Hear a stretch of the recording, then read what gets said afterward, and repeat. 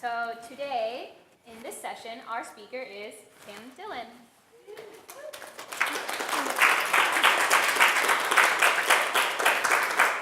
So when Kim isn't messing around on Android or breaking things, she is trying to walk on her hands and balance on her head.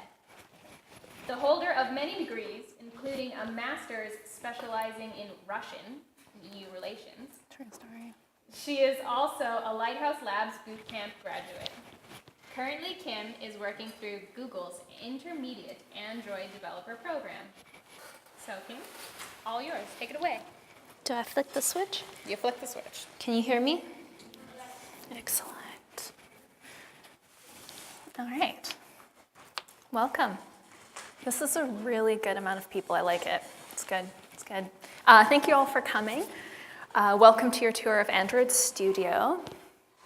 I have a little meme here that's a bit of a shot at Apple, but I do use Apple products as well. So we can all live together in the mobile sphere. It's fine. One of the reasons that I decided to do this is that I have some friends of mine who have opened up Android Studio before, been overwhelmed, promptly to shut it down and never to open it again. And I do understand that. These aren't normal people. These are people who basically hack the planet for a living.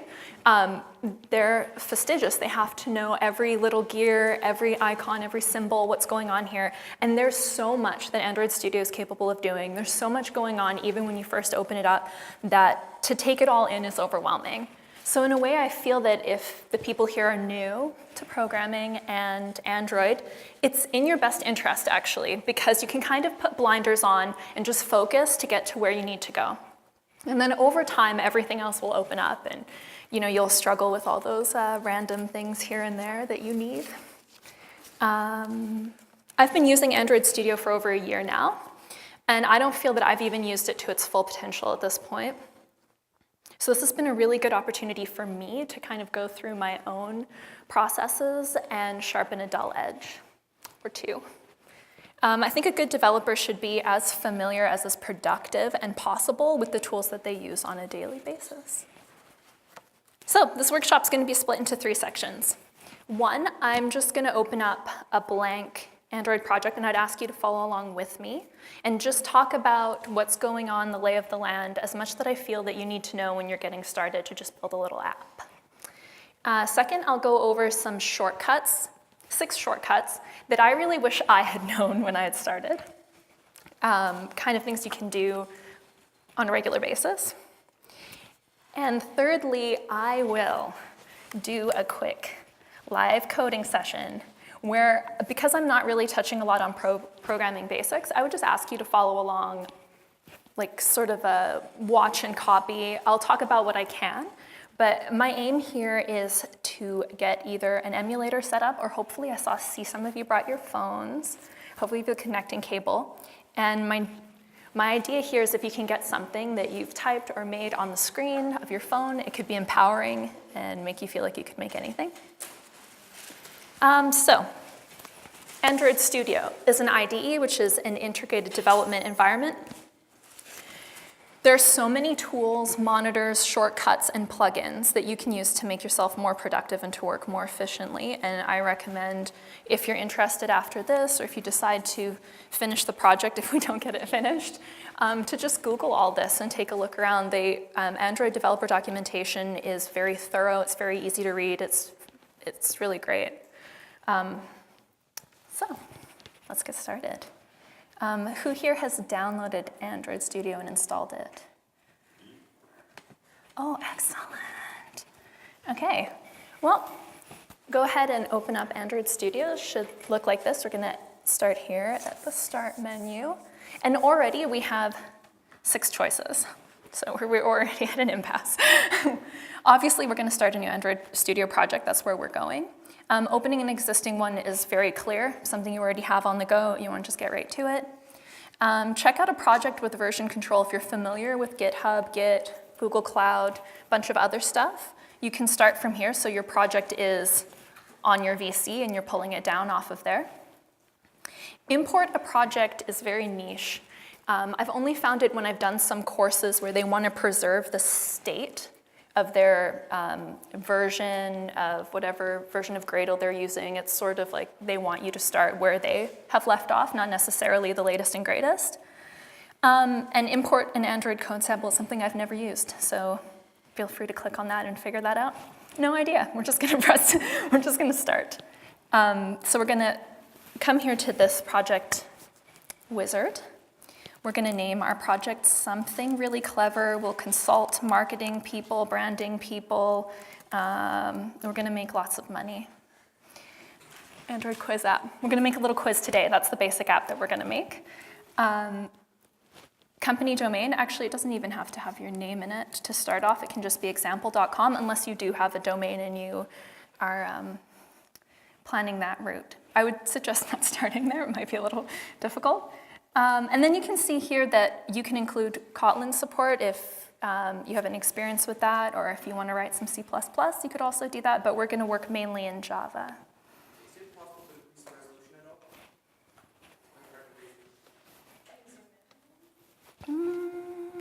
It might not be so fast as we get past the screen. It's probably a super feature in the next thing.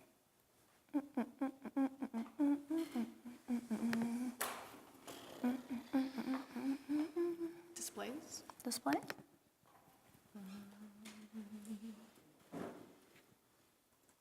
Underscan. Air display.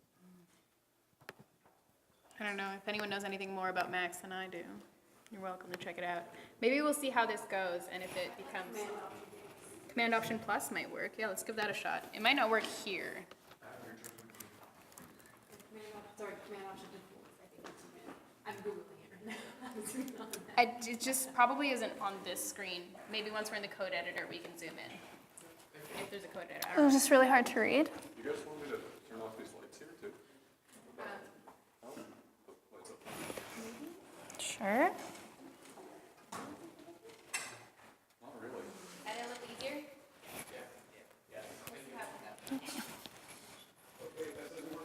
Oh, sorry, no, put it back. There's so many different mechanisms even in this lecture. Medium, how's that? Is that where we were? I think that's where we were. We're all right? That's good? All right. Better, the same. Thoughts, feelings, is it? Well, if anyone wants to come up here and help. Oh, it's just that it's very small and low. But we'll I don't know, does this help? Maybe I make this bigger. It's improving quality.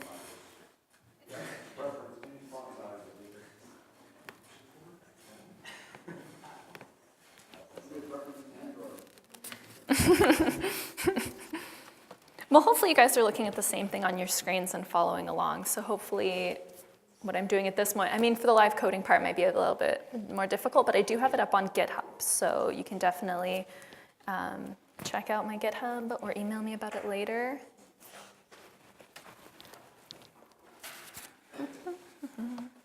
Okay, so now in the wizard, we're going to get to targeted Android devices. So this is one of the places where Android Studio is really going to differ from other IDEs, is that we're going to have to think about which phones or devices. As you can see here, you can target wearables, TVs, other Android-y things.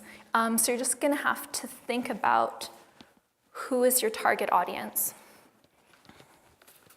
So the SDK is the software development kit. And it's a set of tools and resources that allow you to create software applications on a specific platform. Now, since the release of Android 1.0 that launched in 2008, there has been 16 major releases since, and they're all named after sugary treats, which is great, but not if you're hungry. So I don't know what the resolution situation is like, but there's a help me choose. So up here, you're getting some stats, some cumulative distribution, all the different versions that have come out.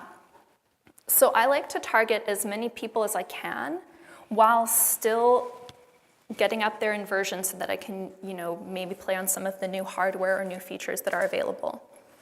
On one hand, you could target the lowest as your min, target, and then you've got kind of everyone. But unfortunately, what you're going to give up is some of the latest and greatest features.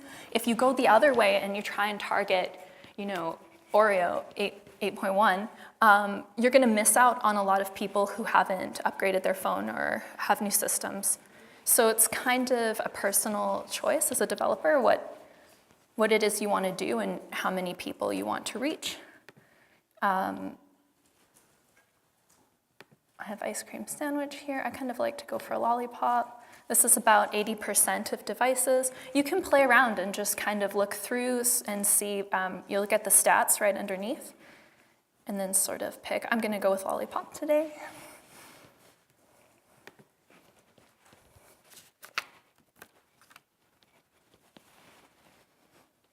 Also, this data of how many users are using a specific version is based on how many people are going into Google Play when their devices are registered. So it's like some pretty good analytics there. You can sort of trust that. And now we're here to these activities. So an activity in the mobile world is where you're going to get user interaction. So it's kind of what people are going to see, maybe to make a comparison to web development. It might be like a page. And so here are a bunch of different templates that you can choose from. I'm very partial to choosing an empty activity because a lot of this other stuff, scrolling, settings, Google Maps, you can program yourself. It's not even that far of a stretch. So I think it's kind of nice to start with a blank canvas, if you will, and build upon that. And I think it's really good when you're starting out, just challenge yourself to create these things. So we'll go ahead and start an empty activity. You can name it whatever you want. Main activity is good for us today. And now we're going to install components, which actually was very quick, shockingly. Here we go.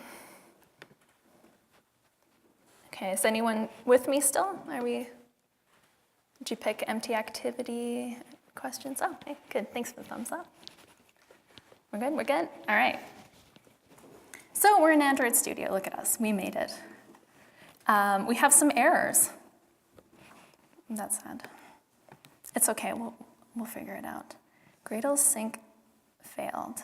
Try again. So Gradle, which is something that it'll be your friend and your foe. Gradle is a custom build tool used to build Android packages, APK files and specifically, by managing dependencies and providing custom build logic. So there's a lot going on when if you're cursing at Gradle, it's doing a lot, guys. Just give it some time. I think I even have a slide about it. So this is sort of where you get to what is on your screen, your logic, your layout, your design, to what is on your device, what you're seeing and what you're interacting with. So these are the steps that is happening. Your project, Gradle builds it. It builds it by compiling it into bytecode, getting your resources, manifest and everything into an APK. It then has its signature, which is a jar signer in this case, and then it's on your device. So a lot is happening here. So patience with Gradle, patience. First, it's good to make sure you have an internet connection. Okay, so while we're here, I'll just talk about some different, a little tour guide. So as we've seen with me changing the font size, this is regular toolbar. Down here we have option, actually I think I might have closed it. Yeah, here we have a toolbar that's the usual, save, this is our Gradle Sync that's not working. Special attention to this area here. It will be where we'll build our app, especially this runtime button. Here you have your project, and you have different ways you can arrange your project. You can arrange it with all these files if you would like. I highly recommend keeping it on Android. It is much easier when you're programming, mostly because the Android project structure separates it into your source Java files, which are around here. It's just a bit easier to find what you need. And then it kind of keeps your Gradle and your Gradle scripts separate. So Gradle, what we're waiting for right now. When I was starting out, I'm of the mind that I like to go in and just play with a bunch of stuff and change everything and see what happens and just break it. And you should not do that with Gradle because you will never come back. That is a black hole. And so with that, I've learned to be extra careful, especially I think the part of Gradle that people will go in the most is their build file. No, not necessarily, actually.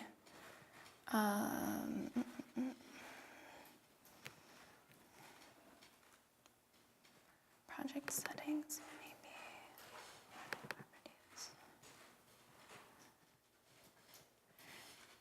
No, I think it will be your build file. Yeah, here, where you'll be adding your dependencies. So there are certain widgets, especially when it comes to design, like card view or different functionality that you'll want to use, and then this is where you'll add your dependencies. For the most part, Android Studio is pretty intuitive. And once you start using something, it will create the import for it.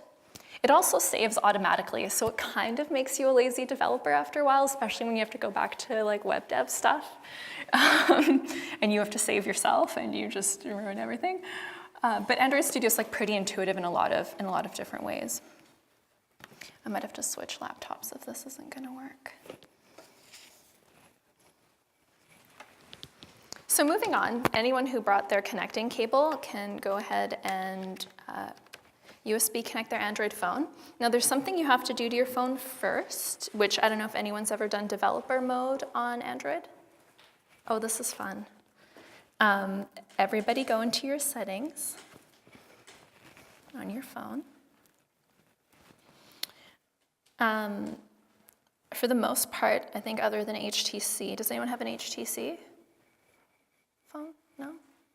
Okay, cool. Go into your About phone, and you should see a build number. Everybody see their build number? Could be About phone, and I think in a lot of Samsungs, there's another step. Software information. About phone, software information.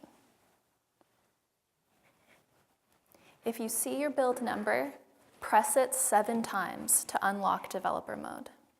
You just tap it 7 times. Are you getting any feedback? 6 more taps till developer mode? Good? Isn't it cool? It's like a secret club that you're a member of now. This is why I love these things. Anyone having problems? Good?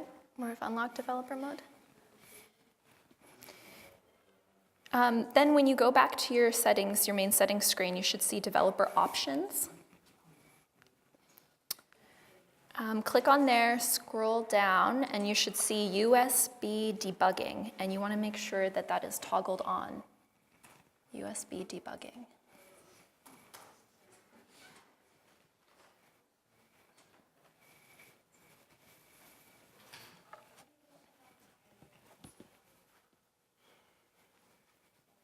Build number.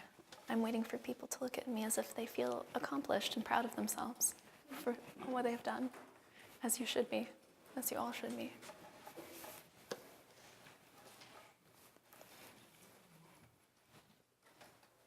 Okay, when you've done that, your phone's plugged in, you press your little runtime here. Now your guys' will look different than mine because hopefully you just have a blank project on there. But you press your little run app, and it should show your connected device as an option. So if you're on developer mode, if you've enabled USB debugging, you should see your phone. You can then click on your phone and press OK. If you don't, you can set up a virtual device, which will have its own wizard. You just create new virtual device, and then you can pick Pixel, Nexus, whatever is supported by Lollipop. And then you can run it on an emulator as well. So after you press run it on your device, Gradle will be working. And then you should see Hello World, I think, on your phone. Does anybody see Hello World?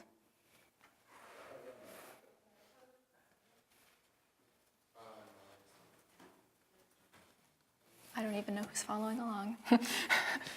Okay, well that's a way to run it on your device. If not, you can set up the emulators. Anybody setting up an emulator? Where do you go to set up the emulator? So you press the runtime button at the top next to app. Maybe you can see my mouse here. Actually, I've already set it up for my phone. And then it should have an option, create virtual device. Okay. You press create virtual device. You can choose from maybe a Nexus, a Pixel, Motorola. You will have an option to either run it on your phone or run it on a virtual device. Yeah, so it depends what you like. I kind of like using my phone because it's a bit easier to see maybe discrepancies in layout and design. Does it not work for you? Did you unlock developer mode? And you toggled USB. I can help you afterwards. We'll get it running, don't worry about it. Okay. Anyone going through the emulator process? Is it struggling? The internet, right? Yeah, a lot of Android Studio has to do, like, because you're taking the emulator from online. These are like pre-set up software, and I don't think it should be too expensive in terms of memory, but maybe it is. Maybe it is. Hopefully that works. If not here, try it at home, set it up. You should see hello world, because that's sort of the de facto text on a blank project.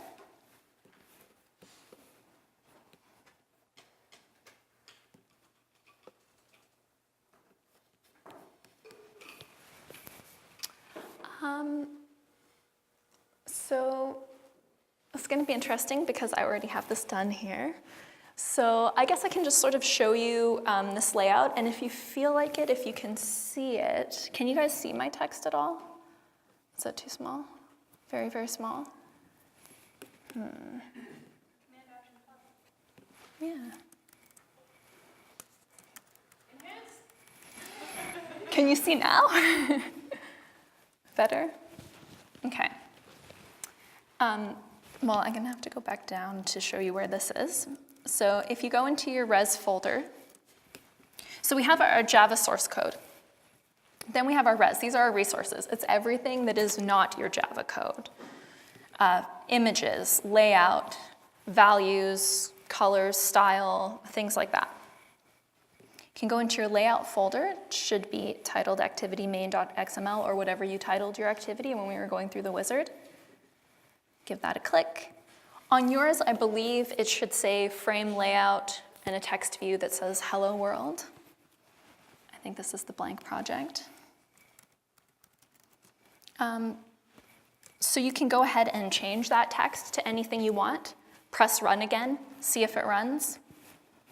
It's kind of an easy way to manipulate text. If you want to build a little app with me, you can follow along here. So first, I would get you to delete the frame layout. I think it's a frame layout. Can anybody confirm frame layout?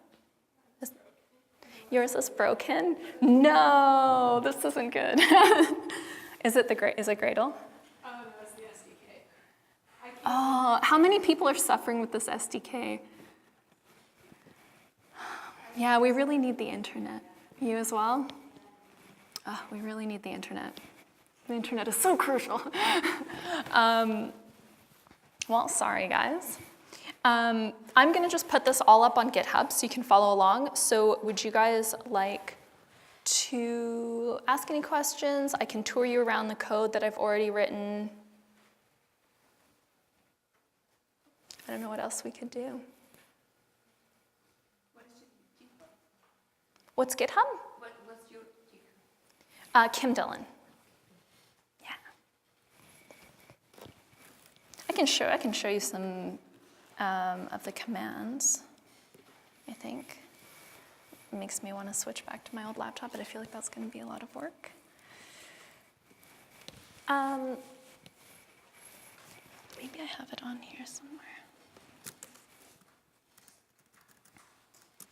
Okay, well, basically what I was hoping to do is live code through a basic app that is this quiz app. When you're in your layout folder, you can go to preview, which should show you what your layout looks like. Here, I'm looking in the text format. Maybe I should make it larger so you guys can see in text. There's also a really interesting tab called Design. It's really good when you're trying to create a mock-up for an app. So you're trying to figure out where are your buttons going to go, or what is your layout going to be like. You can just go through all of the different options and try them on for size. You can just drag and drop. You can throw in some buttons. It kind of shows you the stuff that I already have. You can have a look at how to size some images if you're going to add images to your app. You can do a lot of stuff here in the design area. The text is for you to write it yourself. I do recommend doing this eventually, just so that you have an understanding of the hierarchy in Android in layout designs. This is XML. I don't know if a lot of you have seen this before, maybe you haven't. It's mobile's version of HTML, CSS, kind of combined here. We just have XML. It's pretty similar in a lot of ways. You have opening brackets, closing brackets. A lot of what we do is nested. So as you can see, everything inside here, my text views, my radio buttons, they're all nested inside a linear layout. A linear layout is essentially controlling all of your items into what looks like a list. It can be a vertical list or a horizontal list. In this case, I had a vertical list. Yeah, that's sort of how you do the design component. In order to add logic to Android apps, you do that from your Java source code. So in this case, we have main activity. I have some logic here for the quiz app. You don't have, normally when you start building more complex apps, you want to have multiple activities so that the user can go from one screen to another, from another experience to another. In this way, you can sort of organize and house your logic. You can create classes. So what I did here was I just right-clicked on my Java code source folder. And then Android Studio is really good that way in that it is fairly intuitive, and it gives you a lot of options for things that it can kind of auto-populate for you and like auto-create. So you can create your Java classes here. If you're using Kotlin, you can use that. You can create a resource file, etc. There's a lot of different things that can be done here. You can create those template activities that we saw earlier in the wizard. You can create fragments, which is an interesting Android concept that takes a main activity and splits it into 2 or more fragments so that you can sort of slide between one UI and sort of logic scape into another. A lot of apps use that, especially when you're dealing with a lot of repetitive information. So if our quiz app had more than one question, it'd probably be a really good idea to separate our questions into fragments and probably do something where you side swipe right to left, or you could do a scroll view up and down, and it just sort of takes that one layout and auto-populates it every time. So it's not that you have 2 completely separate designs. You have one design, and you're just changing that information programmatically through the Java source code. That's kind of an interesting thing with Android, to sort of keep everything dry, don't repeat yourself. An interesting thing with mobile is that there's a lot of different listeners that you can use because you're having people interacting with their phones. It's an experience that requires a handling of, human touch between, scrolling up and down, side to side. You can have a lot of animations that can move in a lot of different directions depending on what you want to do.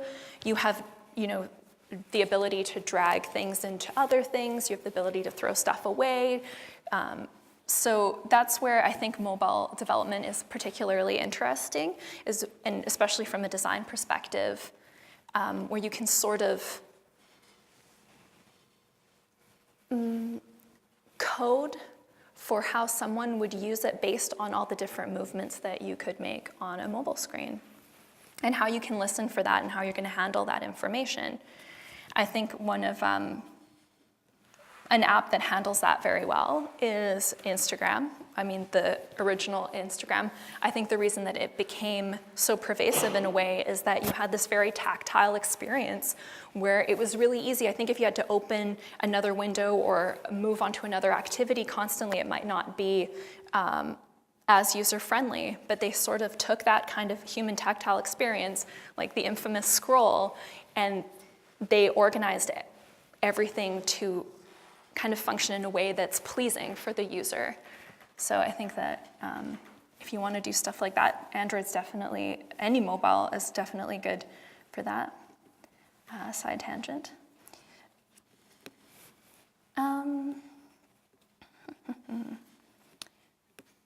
What else can I talk about? Oh, so this is your logic area where it will live. You can have many activities. You can have different ways of handling information. You can have classes that feed into activities. Here I made a question class. I was going to show you guys, just so that if you did want to move on to fragments or something more complicated where you're auto-populating, it's a really good idea to kind of set up your classes. And a perk of Android Studio is that if you press Command-N, you can generate constructors, getters, setters, get question information, set question information, get answer text, set answer text, things like this. And it will just create that for you. It will ask you a few questions about exactly what is it you want to put into the constructor. You can just highlight, click OK, and you've got yourself a constructor. It's kind of nice that way.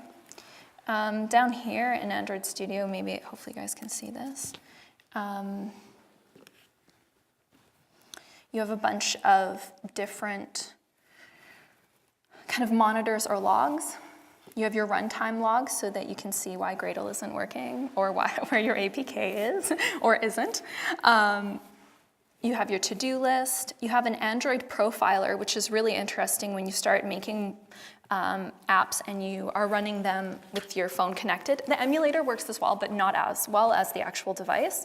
And while you're going through your different processes, different on-click listeners, different ways of getting information, you can watch how that memory is being allocated and used. And in a very efficient app, you should not see a lot of movement. It should be pretty steady throughout. And it's really something that took me quite a while to kind of become knowledgeable about and to use on a daily basis. It's not enough that your app does what you want it to do. It should also do it in the most efficient way possible. When you're a mobile developer, you're sharing mobile resources with a lot of other apps, with a lot of other information, and you really do kind of have to be understanding and knowledgeable about how much memory is allocated to you and how much you are using and how much you are taking and how much where you're putting on the device. So Android Profiler is great for that. You can play around and just, be slightly mortified. Yeah. Under your res folders, you have drawables, which are kind of just your images that you can use. You also have these values. Android design, because it's affiliated with Google, it's very good to use a material design concept, which you can look online. Material design has some great tools that you can use, like color pickers. If you're the kind of person who has a hard time maybe deciding what color goes well with another, there's an entire formula that Google has set up where each color is given its appropriate number, and you sort of are allowed to do this number with these two different numbers. So if you are doing like a light scale, I think it's, maybe one accent color and then 200 colors. And it's kind of amazing using the color picker because you do feel like you can't go wrong. This just sort of gives you some mock-ups, some palettes, some templates, and it's very bright and colorful, which is nice too. It's not too subdued. And the monochromatic stuff's pretty great too. So you can pick those colors and then place them into your color XML under your values, which I've done here. You can also separate your strings from everything. You can create different styles. If you are using something, and in my app, hopefully if you download it from GitHub, you will see that I use a lot of radio buttons. And instead of designing every radio button individually, it's a good idea to just give them a blanket style. And so you do this under styles in the values in the res folder. You just sort of decide, I want every radio button to look like this. This is the margin, this is the padding, this is the color, this is what it's gonna be like. You set that up, and then in your layout design, you can just call the style every time. It just saves you a lot of time. And when the app grows and you want to make a style change, you can just go to the style folder and change it there, as opposed to picking through all these different layouts and trying to figure out where exactly do you use this type of radio button in what place. So I highly recommend doing that. And same with strings.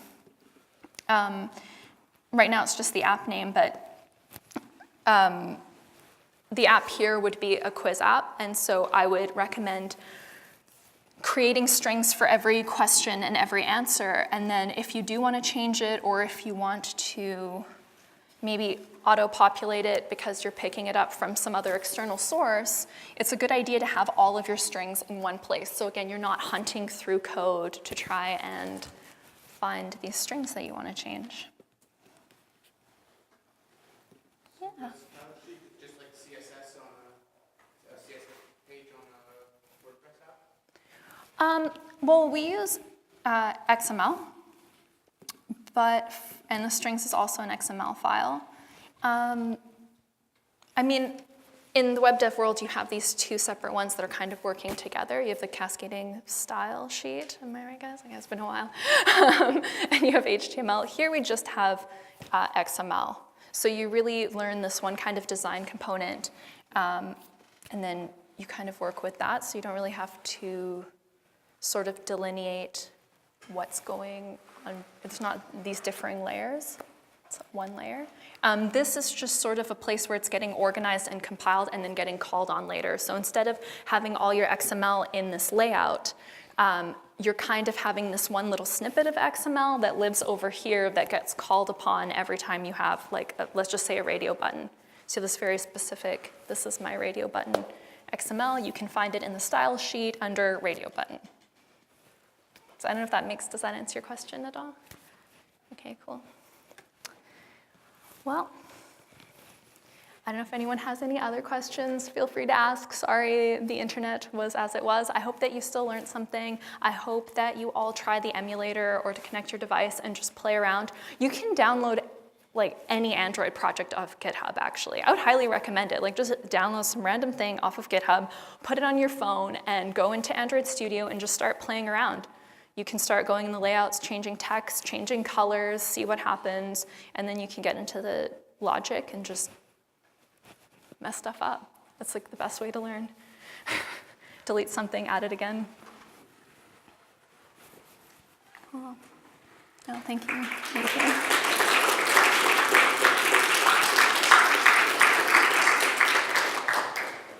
So I do have one question from the Slido. Feel free to get your questions in there now if you have questions also.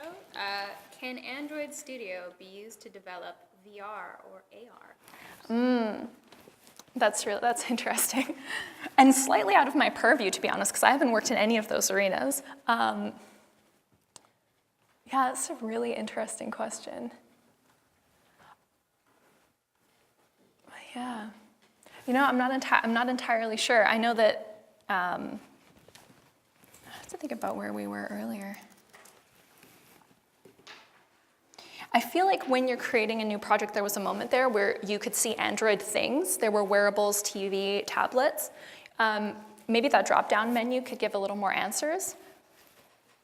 I've never designed anything for VR so I have no idea. The internet says you can? Is it working?